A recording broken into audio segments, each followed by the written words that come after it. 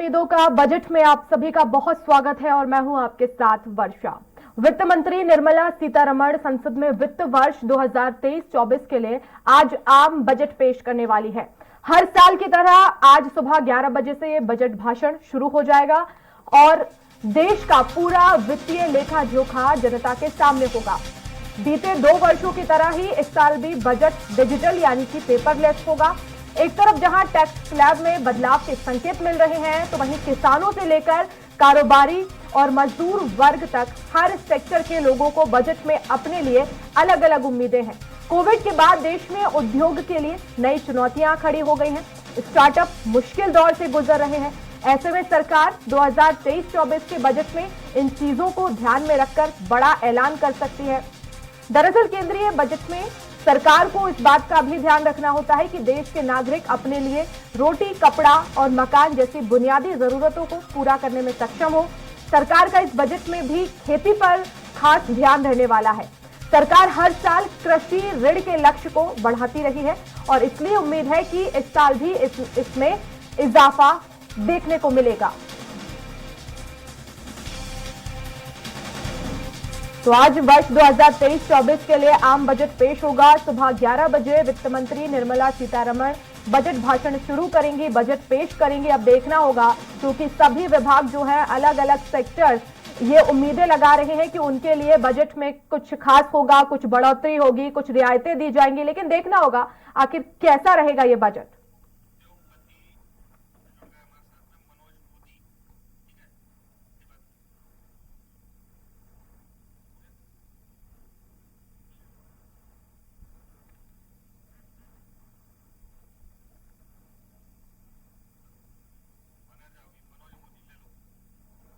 तो बजट 2023-24 कैसा होगा, ये तो जब बजट भाषण शुरू होगा उसमें हमें पता चलेगा क्या रियायतें दी गई हैं, क्या इसमें बढ़ोतरी की गई है। हमारे साथ बजट पर ये चर्चा करने के लिए उद्योगपति मनोज मोदी जी जुड़ गए हैं।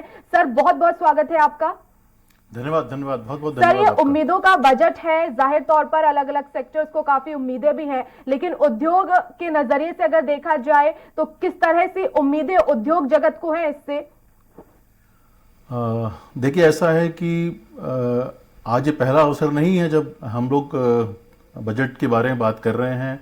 हमेशा से बजट पर बात होती रही। केंद्र सरकार का बजट पिछले साल और उससे पहले भी बजट आते रहे हैं और हमें हमेशा उम्मीद बजट से रही है कि शायद उद्योगों के लिए कुछ एक नई चीज़ या नया कुछ घोषणा होगी जिससे हम उद्योगों को बहुत फ़ायदा होगा या बहुत लाभ होगा और हम लोग अच्छे से प्रोग्रेस कर सकेंगे, विकास कर सकेंगे। लेकिन आज जो वर्तमान स्थिति है उस स्थिति को देखते हुए ऐसा लगता है हम लोगों को कि अब सरकार से सब कुछ उम्मीद करना और हम उस उम्मीद पर कितना उनके साथ खड़े हो सकते हैं वो समय आ चुका है। क्योंकि आज से अगर मैं 10-15 साल पुरानी बात करूं तो हमारे पास केवल विकास के नाम पर या बजट के नाम पर या जो भी बात रहती थी हम इंफ्रास्ट्रक्चर की बात करते थे कि हमें इंफ्रास्ट्रक्चर चाहिए बहुत अच्छा देश के लिए, या और भी बहुत सारी चीज़ें, हमें रियायतें चाहिए या सब्सिडी चाहिए, ये बातें हम करते थे और उद्योगों को उस समय से देते रहे हैं। मतलब अलग अलग सरकारें अलग अलग बजट देती रही हैं इस तरह की। लेकिन आज हमें ऐसा लगता है कि हमें अब सरकार के साथ खड़े होना है और इस तरह से काम करना है कि सारा काम सरकार नहीं कर सकती और सारा काम हम भी नहीं कर सकते। तो क्या हम एक ऐसी सिनर्जी डेवलप करें जिस सिनर्जी के कारण हम तेजी से विकास के रास्ते पर आगे चल सकें, क्योंकि आज हमसे बहुत से देश आगे चल रहे हैं, उनके बराबरी हमें करना है। तो केवल सरकार के बस का ये काम नहीं है कि सरकार अकेले काम कर ले, या हमारे बस में भी नहीं हम सारा काम कर लें। तो जो समस्या का जो समस्या सामने दिख रही है उसमें केवल रियायतें या केवल बजट में हमें प्रोविजंस या हमें केवल उसकी बात नहीं करनी है, हमें बात करनी है साथ काम करने की। और उस साथ काम करने की जो सबसे बड़ी जो बात है वो है विश्वास, कि क्या हम सरकार पे पूर्ण विश्वास कर सकते हैं या सरकार हम पे पूर्ण विश्वास कर सकती है। तो पिछले कुछ सालों में हम ये देखने मिला है कि जो हम लोग टैक्स देते रहे हैं या जो सरकार ने टैक्स के बदले में सरकार देश का काम किया है, उसे देख के ऐसा लगता है कि अब हमें दोनों पे विश्वास बढ़ा है और ये विश्वास ही हमको आगे ले जाने वाला है। और यही कारण है जहां पर हम सब मेहनत कर रहे हैं, सरकार भी मेहनत कर रही है और हम भी मेहनत कर रहे हैं कि हम मिलकर इस देश का विकास कर सकें। बिल्कुल मोदी जी, लेकिन यहाँ पर क्योंकि अगर हम पिछले बजट की बात करें तो उसके बाद उद्योग जगत में खास तौर पर हमें और क्या बदलाव देखने को मिल सकते हैं, क्योंकि यह अंतिम पूर्ण बजट होगा और ऐसे में अगर पिछले लास्ट बजट के बारे में अगर बात करें तो क्या लगता है उद्योगपति जो है वो क्या सोचते हैं इसको लेकर कि इसमें और एड ऑन होना चाहिए था ताकि 2023-24 में जो आय है उसमें भी बढ़ोतरी हो, या और सरकार को समय देना चाहिए? देखिए, मैं यहां पर दो बात अपनी रखना चाहता हूं। पहली बात यह है कि उद्योग की स्थापना, नए नए उद्योगों को स्थापित करना यहां पर इस देश में बहुत आवश्यक है, जिसके लिए लगातार न केवल केंद्र सरकार बल्कि मध्य प्रदेश की सरकार ने भी काम किया है। पिछले अभी इसी माह में जनवरी में ही हम लोगों ने एक ग्लोबल इन्वेस्टर समिट की है प्रदेश ने, जिसमें भरपूर से प्रयास किए गए, बहुत प्रयास किए गए कि लोग यहां पर इन्वेस्ट करें। तो पहली चीज तो इन्वेस्टमेंट है। बड़ी इंडस्ट्री जो है, जब तक किसी भी क्षेत्र में, चाहे वो किसी प्रदेश की बात करें, वहां पर अगर स्थापित नहीं होती हैं तो उसका विकास मुश्किल होता है, क्योंकि छोटे उद्योग जो रहते हैं वो किसी तरह से, हम ये तो कह सकते हैं कि वो कंट्रीब्यूट कर सकते हैं रोजगार डेवलप करने में, लेकिन स्वयं अपने आप को स्थापित कर सके उतनी ताकत उनमें नहीं होती है। वो ताकत उनको बड़े उद्योगों से मिलती है। तो जितने बड़े उद्योग हमारे आसपास आएंगे तो उसी उद्योगों के कारण हमको भी विकास का मौका मिलेगा। तो एक तो पहली चीज तो यह है कि हमें अपने जितने भी इंडस्ट्री हैं, बड़ी इंडस्ट्रीज, उनको प्रमोट करना है, उनको यहां पर लेकर आना है, जिससे कि वो यहां पे एक नया नया उद्योग स्थापित करें और उस उद्योग के पीछे कम से कम 10 से 20 छोटे उद्योग भी स्थापित हो सकें।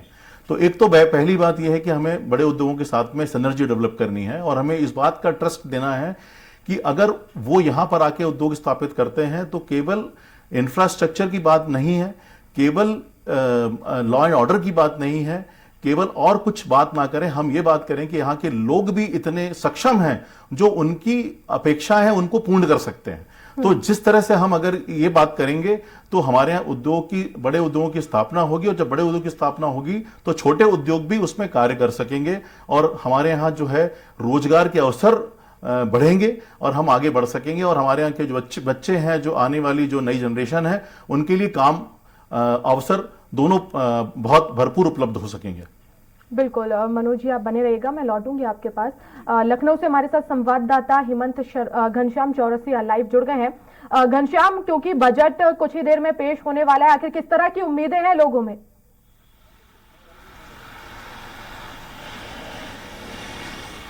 देखिए वर्षा, अभी 11 बजे वित्त मंत्री निर्मला सीतारमण अपना बजट भाषण पढ़ना शुरू करेंगे।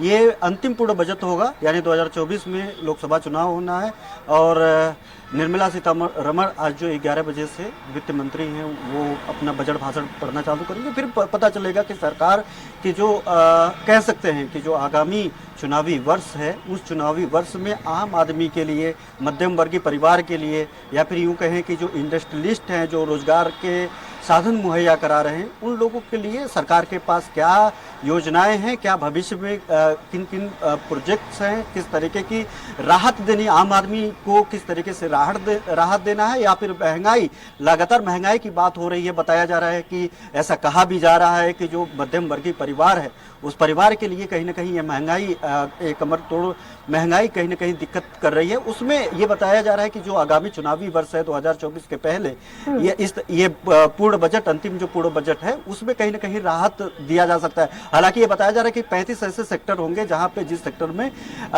जो पहले से ज्यादा महंगा होने वाला है, ज्यादा महंगाई उसमें देखी जा सकती है। लेकिन एक तरफ लोग उम्मीद ये लगाए हुए हैं कि इस बजट से उनको राहत मिलने वाली है, दूसरी तरफ ये लोग भी कह रहे हैं कि जो भारत की इस समय मौजूदा स्थिति है, इस स्थिति में जो भी बजट मोदी सरकार जो भी बजट लाएगी वो कहीं ना कहीं देश हित में होगा, आम जनमानस के हित में होगा और उनके भविष्य के लिए, यानी भारत के भविष्य के लिए ये बेहतर मुफीद साबित होगा। जी वर्षा। बिल्कुल घनश्याम, अगर संभव हो तो आसपास आपके अगर कुछ लोग मौजूद हो तो उनसे भी जानने की कोशिश कीजिएगा कि किस तरह से जो है वो सोचते हैं, क्या उम्मीदें हैं लोगों की, खास तौर पर जो स्टार्टअप्स हैं, जो स्टार्टअप करना चाहते हैं, उनके लिए आखिर किस तरह से जो इस बजट में उम्मीद हो सकती है।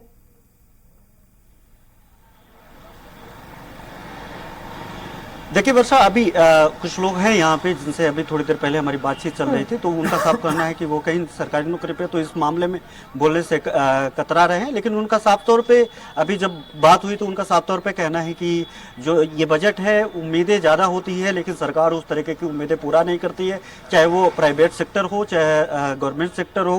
गवर्नमेंट सेक्टर में ये फायदा है कि वो नौकरी कर रहे हैं तो उनको एक साधन है, लेकिन जो बेरोजगार हैं, जो लोग मध्यम वर्गीय परिवार है, या फिर यह कहे कि रोजमर्रा के जो लोग नौकरी करते हैं, प्राइवेट सेक्टर में नौकरी करते हैं, रोजमर्रा के रोज कुआं खोदो पानी पियो का जो कहावत है वो चरितार्थ करते हैं, तो उनके लिए कहीं ना कहीं समस्याएं बढ़ती है। और ये लगातार जो महंगाई है, हालांकि आय के साधन जो मजदूरी रेट है जो वो बढ़ रहे हैं, लेकिन मजदूरी है कहाँ, उसको लेकर के समस्याएं। हालांकि उसके इतर उसको ये उम्मीद है कि जिस तरीके से इन्वेस्टर समिट होने जा रहा है उत्तर प्रदेश में, यहाँ पे जो बजट बढ़ने, यहाँ पे रोजगार मुहैया को लेकर के कहा जाए, इंडस्ट्री बढ़ाने को लेकर के कहा जाए, या फिर ये कहा जाए कि यहाँ पे इन्वेस्टर समिट में लगातार जो पूरे दुनिया भर के लोगों से या चाहे पूरे भारत भर के जो उद्यमी है वहाँ पे निवेशक को लुभाया जा रहा है कि यहाँ पे जो सेंट्रल गवर्नमेंट के जो भी बजट है उसके इतर उत्तर प्रदेश का जो बजट है वो कहीं ना कहीं उनके लिए मुफीद साबित होगा, अगर भविष्य में अगर सरकार बेहतर करेगी या फिर जिस विजन के साथ सरकार कर रही है। लेकिन अगर इसके अलावा अगर बात करें तो मेरी आवाज रिपीट हो रही है क्या, इसको सही हो पाएगा? जी, कुछ टेक्निकल इशू है घनश्याम। बिल्कुल टेक्निकल इशू है, इसे हम ठीक कर रहे हैं, आप बने रहिएगा। उद्योगपति मनोज मोदी जी हमारे साथ लगातार बने हुए हैं। मनोज जी, टैक्स स्लैब में कुछ हम बदलाव देख सकते हैं इस साल, क्योंकि हमने देखा 2014 में जो 2.5 लाख था उसमें बढ़ोतरी की गई, उसमें 5 लाख तक अब छूट दे दी गई, लेकिन क्या बदलाव इस बार हो सकता है? बिल्कुल, सभी को इस बात की आशा है कि चूंकि देखिए महंगाई जब बढ़ती है तो हर चीज का दाम आपको देना होता है और आपके जो मिनिमम खर्चे हैं उन खर्चों को टैक्स ना लगे, ये सरकार का प्रयास रहता है हमेशा। और इसीलिए जब 2.5 लाख से 5 लाख की छूट की जा रही है, और आप आज समझ रहे हैं, आज जब आप बाजार जाते हैं तो आपको समझ में आता है कि भले वो दवाई जो पहले 100 रुपए की थी अब 150 रुपए की हो गई है, या जो टमाटर के दाम जो हैं पहले 20 रुपए किलो थे अब 60 रुपए किलो हो रहे हैं, तो ये खर्चा आपका जो है बिना टैक्स के पे किया जाना चाहिए, ये सरकार का प्रयास रहता है। तो आज 5 लाख रुपए की वैल्यू किसी भी मतलब साल में कोई बहुत बड़ी वैल्यू नहीं होती है कि हम किसी भी व्यक्ति से ये उम्मीद कर सकें कि वो अच्छा जीवन यापन कर सकेगा साथ में और वो टैक्स भी पे कर सकेगा। तो ये स्लैब इसलिए बढ़ाए जाते हैं कि आप कंफर्टेबल जो है अपना जो दिनचर्या या जो आपके कार्य हैं जो पूरे आपको करने होते हैं, कम से कम घर का परिवार का जो पालन पोषण करना होता है उसके लिए जो पैसे की आवश्यकता है उस पर टैक्स ना लगे। इसलिए हर किसी को यह बात की उम्मीद रहती है कि हमको जो है टैक्स उसके ऊपर लगे जहां पर हमारे सारे मिनिमम खर्च मतलब पूरे हो सके, उसके बाद की बात है। और जहां तक टैक्स की आपने बात की है तो मैं आपको बता दूं कि हमने भी PhD chamber of commerce industry के माध्यम से भारत सरकार को एक पत्र लिखा था, जिस पत्र में हमने जो एमएसएमई हैं, मीडियम स्केल और जो एंटरप्राइजेस हैं उनके लिए डिविडेंड डिस्ट्रीब्यूशन टैक्स और दूसरा एसेट गेन टैक्स के ऊपर छूट की मांग की है। ये एक इस तरह का मैं आपको समझाना चाहता हूं, डिविडेंड डिस्ट्रीब्यूशन टैक्स जो होता है जब कोई कंपनी प्रॉफिट्स में आती है तो सबसे पहले उनको एक इनकम पर टैक्स देना होता है, जो कि सीधी स्लैब पहले 30% हुआ करती थी, अब 25% है पिछले 2 सालों से। लेकिन वो टैक्स जब मतलब कंपनी दे देती है, प्राइवेट लिमिटेड कंपनी दे देती है, उसके बाद भी वो पैसा जो उनके डायरेक्टर्स या जो उनके निदेशक होते हैं उनके हाथ में नहीं आता है। अगर उनको वो पैसा अपने किसी खुद के उपयोग के लिए चाहिए हो या फिर कंपनी को बढ़ोतरी करने के लिए चाहिए हो, तो उनको या तो सैलरी के रूप में लेना होता है वो पैसा, या डिविडेंड या फिर डिविडेंड के रूप में लेना होता है। तो सैलरी के रूप में जब पैसा वो लेते हैं तो उनको वही टैक्स एप्लीकेबल होते हैं जो एक 5 लाख की छूट और 10 लाख पे 10% या जो भी एक स्लैब है उसके हिसाब से उनको टैक्स चुकाना होता है। लेकिन अगर वो डिविडेंड के रूप में पैसा लेते हैं तो उनको स्टेट अवे पहले 17.5% टैक्स लगा करता था। तो अगर मैं उसको कैलकुलेट करके बताऊं तो अगर आपको डिविडेंड प्राप्त होता है किसी छोटी कंपनी को, जहां के जैसे हम प्राइवेट लिमिटेड कंपनी की बात करें तो प्राइवेट लिमिटेड कंपनी में 2 से लेकर 7 डायरेक्टर्स हो सकते हैं, तो वो 7 डायरेक्टर्स अगर अपने बीच में सैलरी के अलावा डिविडेंड लेना चाहें तो उनको केवल 25% टैक्स तो इनकम टैक्स देना होता है, उसके अलावा 17.5% टैक्स जो था वो उनको पहले डिविडेंड के पहले देना पड़ता था। ये बदलाव के पहले की बात थी। बदलाव के बाद उन्होंने कहा कि इन हैंड जो पैसा आपको मिलेगा उस पर जो भी स्लैब आएगी उसी हिसाब से टैक्स देना होगा। ये दूसरा बदलाव हुआ था। लेकिन इससे क्या होता है कि जो कंपनी है वो अपना डिविडेंड जो है बांट नहीं पाती हैं, और डिविडेंड बांट नहीं पाती, उसके कारण वो नया कोई प्रोजेक्ट काम करना चाहें या एक्सपांशन करना चाहें, अपना कंट्रीब्यूशन दिखाना चाहें, तो उनके पास वो पैसा अवेलेबल नहीं होता, वो कंपनी में रिजर्व सरप्लस के रूप में रह जाता है। तो बेसिकली हमने ये चीज सरकार को निवेदन किया है कि अगर वो 5% डिविडेंड डिफिशन टैक्स लेकर वो हमको डिविडेंड के रूप में एमएसएमई को विशेषकर अगर दे दें तो हम अपना जो ग्रोथ है उसमें काफी पैसा लगा सकते हैं आगे, और उसके अलावा हम उद्योगों को और बेहतर तरीके से चला सकते हैं या डाइवर्सिफिकेशन भी कर सकते हैं। तो पहला तो हमने ये डिमांड की सरकार से, जो अभी हमने करीब ये नवंबर दिसंबर में ही हमने प्रपोजल बना के भेजा था। इसका दूसरा पार्ट एसेट गेन टैक्स को लेके था। मैं आपको बताता हूं, अगर आपको नॉलेज है इस बात का, कि अगर कोई व्यक्ति अपना किसी मकान को बेचता है, उसके 3 साल पहले या 3 साल बाद तक वो कोई मकान खरीदता है उसी वैल्यू का, तो उसको एसेट गेन टैक्स नहीं देना होता है। एसेट गेन टैक्स 0 होता है उस केस में। लेकिन अगर मैं अगर मान लीजिए सपोज मेरा परिवार के पास एक कोई प्रॉपर्टी है जिसे बेचकर मैं इंडस्ट्री लगाना चाहता हूं, तो वहां पर मुझे एसेट गेन टैक्स की छूट नहीं है। यानी पहले मैं सरकार को 20% टैक्स दूं और उसके बाद जो बचा पैसा है वो मैं प्रोमोटर्स कंट्रीब्यूशन के रूप में अपने नए प्रोजेक्ट में लगाऊं। तो सरकार से हमने इस बात का निवेदन किया है कि अगर एमएसएमई स्टार्टअप्स अगर अपने घर परिवार से कोई प्रॉपर्टी बेच के अपना कंट्रीब्यूशन लगाना चाहें तो उनको भी टैक्स की छूट मिलना चाहिए, क्योंकि रेजिडेंशियल की छूट देने में तो केवल एक व्यक्ति को फायदा होता है, लेकिन अगर ये पैसा हमको मिले और हम इंडस्ट्री में लगाएं तो उससे रोजगार के अवसर भी शुरू होते हैं, अवसर मिलते हैं, और साथ ही साथ हम खुद स्वयं एंटरप्रेन्योर बनने लगते हैं। तो ये चीज हमने 2 मांग उनसे रखी है। अब आज बजट में क्या उसमें मिला है हम लोगों को वो चीज या नहीं मिला है, वो देखने पता चलेगा जब 11 बजे बजट पेश होगा। बिल्कुल मनोज जी, क्योंकि उद्योग जगत की बैठक भी हुई बजट पेश करने से पहले और तमाम मांगे भी उन्होंने रखी, और इसमें खासतौर पर रोजगार पर जो है वो ध्यान इसमें दिया गया है।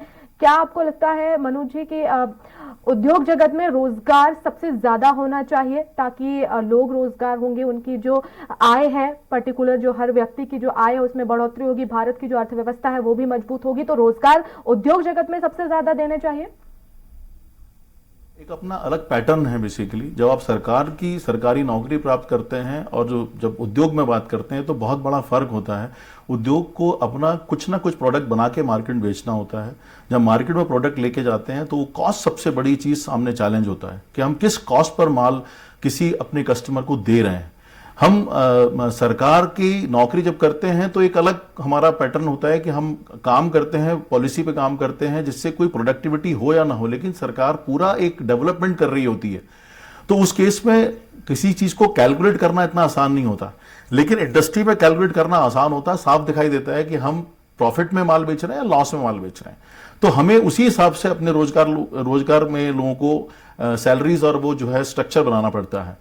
लेकिन उससे यह है कि जब हम इस तरह के प्रोडक्ट्स मार्केट बेचते हैं, सारे चीज करते हैं, तो हमारा देश तरक्की करता है, क्योंकि हम डेफिनेटली इकोनॉमिकल चीजों को मूवमेंट करते हैं और मूवमेंट करने के बाद वहां से पैसा प्राप्त करते हैं। तो देश की आर्थिक व्यवस्थाएं सुधरती हैं। जो आर्थिक व्यवस्था सुधरती है जिससे हम टैक्स पे करते हैं, सरकार उसी टैक्स से लेके जो है आगे काम करती है, जिससे इंफ्रास्ट्रक्चर डेवलप होता है, सारी चीजें डेवलपमेंट की तरफ जाती हैं।